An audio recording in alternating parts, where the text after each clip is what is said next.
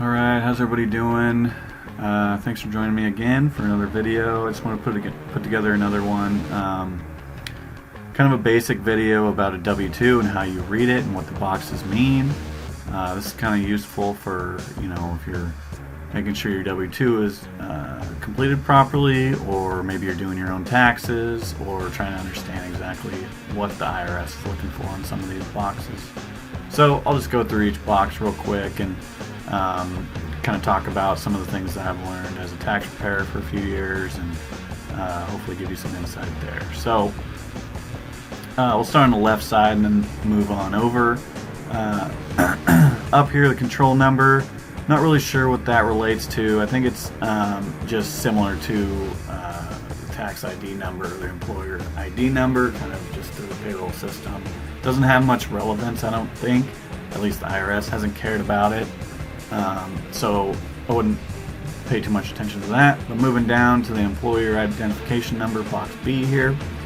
That is the identification number that each employer has that relates to the IRS. So each employer has to register with the IRS when they pay employees, and so that's the number that they are assigned. Very important number. So if you're doing your own taxes, be sure you get that one right. Same thing for employers' name, address, and zip codes. Pretty self-explanatory there for box C. So I won't spend too much time there. Box D is the employee's social security number. Pretty self-explanatory there too. It's really just your social security number. Make sure it matches your tax return. That way there's no mismatch issues when the IRS does review your return. And then box E is the employee's first name and initial. Then also the address as well for what the employer has for your current address. So moving over to the right side now, box 1 over here is wages, tips, and other compensation. This is basically your gross salary, your gross income that you've made throughout the year. This one is one of the more important ones because you want to make sure that it's what you expect it to be, with pay increases and bonuses and tips and everything like that. So be mindful of that. Box 2 and 3 and 4 are all your taxes federally that are withheld. Those ones really are calculated based on box 1. 2 and 4 taxes withheld, and then 3 is your social security wages, which is similar to box 3 is similar to box 1, but it's calculated a little differently because social security is based on income, but not all of your income, so it can vary a little bit. But box 2 and 4 are calculated as a percentage. Obviously, those percentages change each year depending on tax rates and everything. One thing I noticed in all the tax software I have worked in is that once you input numbers into boxes 1 and 3, boxes 2 and 4 automatically populate. And so there are times where maybe you have paid a little extra during the year or something, and so then the tax preparer would need to make that amount match by updating 2 and 4, but generally those are going to populate all by itself. Moving on to box 5, that's Medicare wages and tips. I don't see that one populated too much in box 6 either, because that's your related tax withheld. Don't really see those populated too much, but those are similar to your social security wages up there, and they're calculated a different way as compared to your gross wages in box 1. So then moving down, box 7 is your social security tips, if you received tips while on social security or something like that. 8 is allocated tips. 9 is advance EIC payments. So I'll be honest, I don't think I've ever seen 7, 8, or 9 populated. Granted, I haven't prepared taxes for tremendous amount of time, but I was always kind of surprised that those are very rarely populated. I do see 10 populated sometimes for dependent care benefits. Those are just going to be, if the employer is paying for dependent care benefits on your behalf or something like that. Not super common, but does happen. 11 is non-qualified plans. I think that just relates to other health plans or retirement plans, stuff like that. That one's not too frequent either. The ones I'm going to see quite a bit are going to be boxes 12, 13, and 14. 12 is kind of interesting because there can be any number of different things included in there.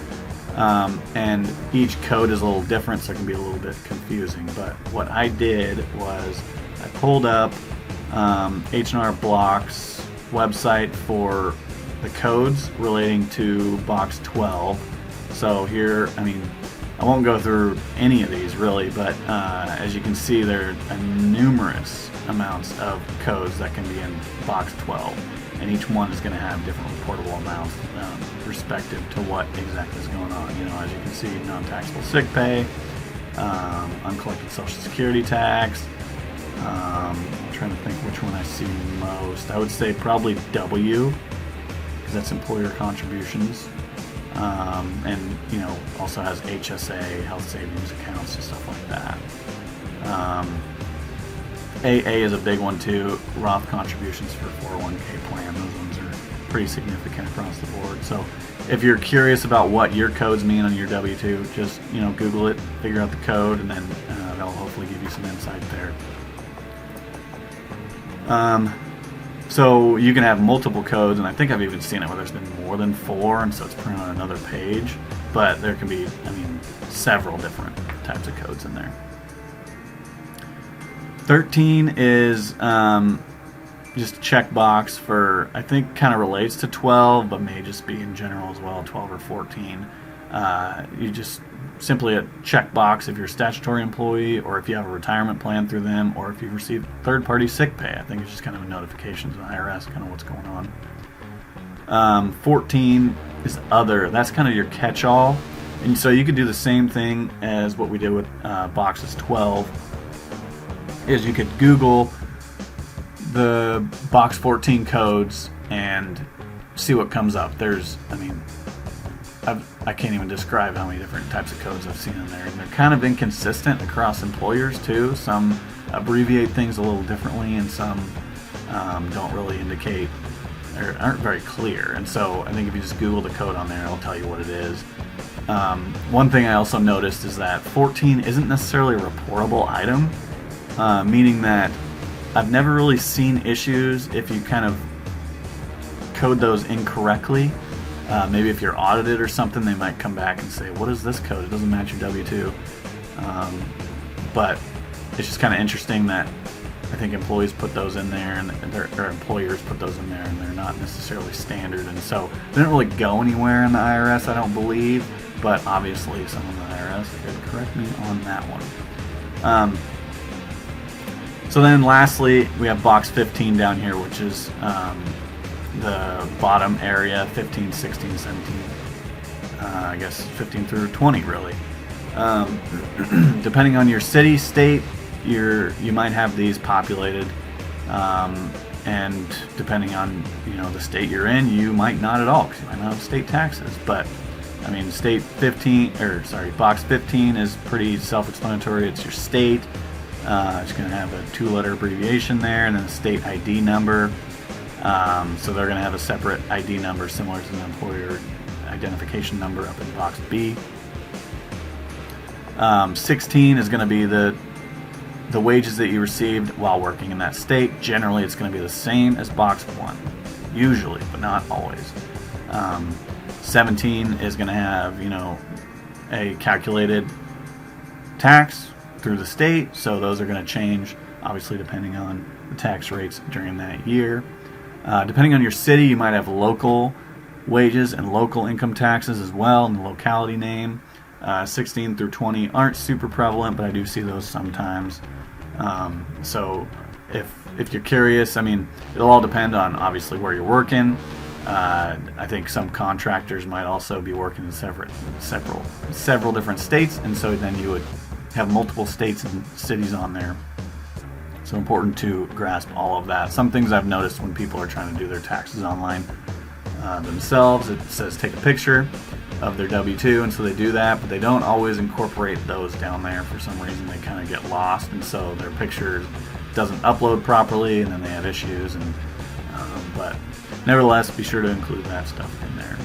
I think that's really all I wanted to cover there. Thanks for tuning in.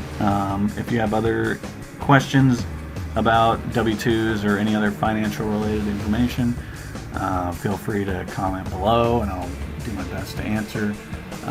Also, feel free to comment any suggestions for additional videos in the future.